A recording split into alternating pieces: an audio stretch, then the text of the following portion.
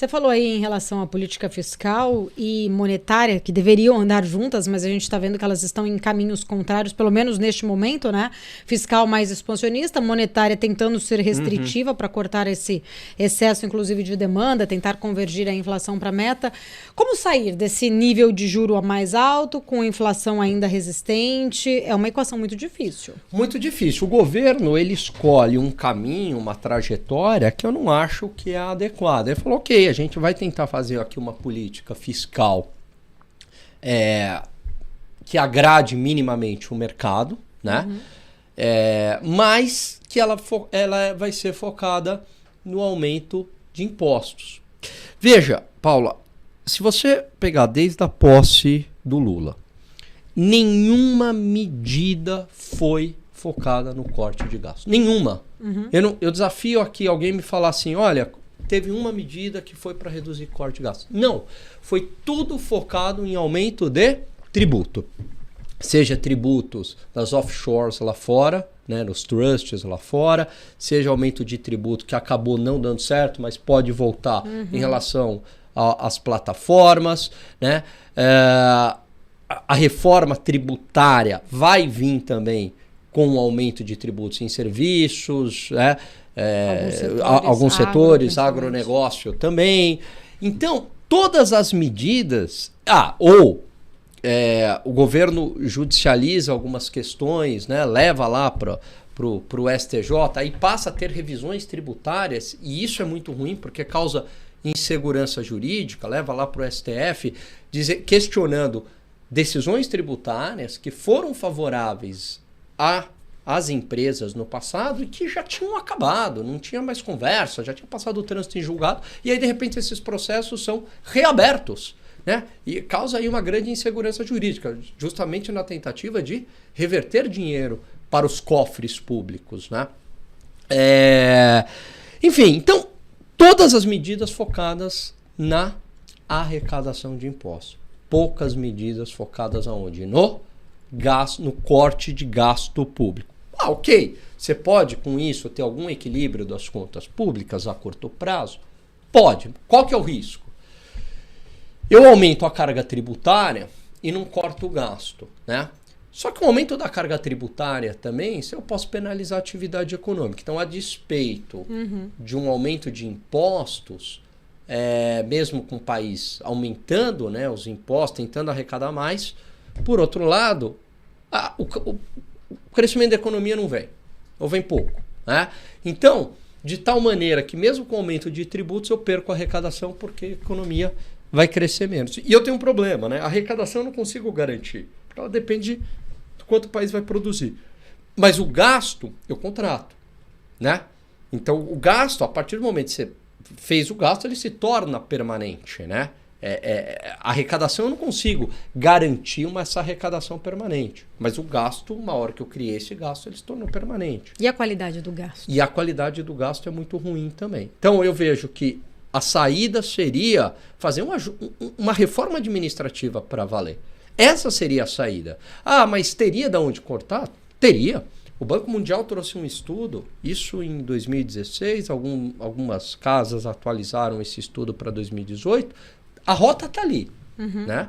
Hoje, daria mais ou menos 800 bi em economia, onde o governo tem poder de mexer. Eu não estou nem falando em mudar aqueles gastos obrigatórios, despesas obrigatórias, que representam 90% do orçamento, onde você conseguiria mudar com negociação via PEC ou com o Congresso Nacional. Estou falando dos 10% que o governo tem margem de manobra. Daria uma economia de 800 bilhões, né, numa maior eficiência do gasto público. Aí respondendo a tua segunda pergunta. Aí seria uma reforma administrativa. A reforma administrativa. Mas ele já descarta essa possibilidade. Já descarta, nem foi pautado, né? Ela é antipopular, na verdade. Ela é Né? antipopular. Vai doer. É claro, porque você vai falar o seguinte, olha, por exemplo, você pega durante a pandemia, o que aconteceu? O salário do funcionalismo público ficou congelado. E houve aumento de benefício via Caixa Econômica Federal, né, para os mais pobres. Houve uma transferência de renda, né, do funcionalismo público, do setor privado também, porque perderam seu emprego, etc. e tal, para as classes mais vulneráveis. O salário aqui está congelado, não houve contratação de novos servidores públicos, a inflação corroeu parte do salário, né? Mas para poder viabilizar essa transferência aí de renda para os mais pobres. É claro que se você faz uma reforma administrativa, olha, reajustes agora do funcionalismo público não vão ser tão agressivos, vai ter corte de despesa. É claro que quem está lá no setor, eu até entendo a posição dessas pessoas, vão falar, justo na minha vez aqui, vão chiar. Né? Uma reforma administrativa também coloca regras mais duras em relação a benefícios do governo, né? Abono salarial, seguro-desemprego, salário mínimo. Né? Então tudo isso é muito antipopular. Só que é aquilo, você faz algo mais rigoroso a curto prazo, a sociedade paga por isso, mas a médio e longo prazo você passa a ter contas públicas mais saudáveis e isso tem um impacto positivo, né, sobre o crescimento econômico, sobre a capacidade do governo realizar investimentos, sobre a taxa de juros, etc. Então, o Brasil ele tem dois problemas, né, Paula? Gasta-se muito e gasta-se muito mal. Né? Então, a qualidade do nosso gasto público é horrorosa. Eu vou dar um exemplo. Saúde. Segurança pública. Segurança pública. Educação. Então, agora dentro da educação, por exemplo, o governo gasta pouco? Não, o governo gasta muito com educação. O Brasil gasta o que gasta país desenvolvido em relação ao PIB. Não é pouco que o Brasil gasta com educação. O ponto é que o que a gente gasta com educação, a maior parte vai para o ensino universitário e não para o ensino de base. E aí eu pergunto, o que é prioridade para o país? Você tem uma população onde a minoria, né, você tem uma maioria alfabetizada, uma minoria da minoria é analfabeta, né, se é que talvez seja possível zerar isso. Mas eu tenho uma base onde a maioria é alfabetizada, tem boas noções de matemática, de inglês, né?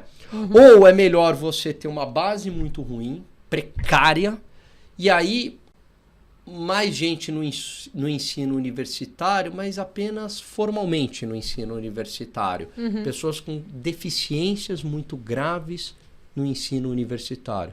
Eu já vi gente que passou na OAB escrevendo mais com I, em conjunção adversativa, né? Então ele fala, a Paula é legal, mas entendeu? Mais com I. Entendeu? Então, e o fazem? O fazem dói meu 10 ouvido. anos e tal. Então isso é muito comum, esse tipo de erro.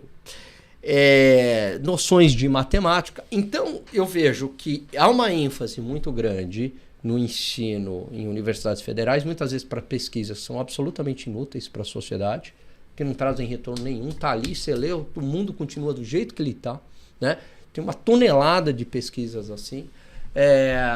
Cursos super saturados de alunos também, uma demanda muito grande. Enfim, eu vejo que é uma ênfase muito errada. Então isso é só para mostrar que a qualidade do gasto ela é muito ruim no Brasil também. Isso eu peguei só a educação. Se a gente extrapolar isso para saúde, se a gente pegar isso para transportes e tal, é o mesmo problema. Então é um problema tanto de quantidade, de excesso e de qualidade. O gasto é muito ruim também. Né? Tornar essa máquina pública mais eficiente seria o caminho, né?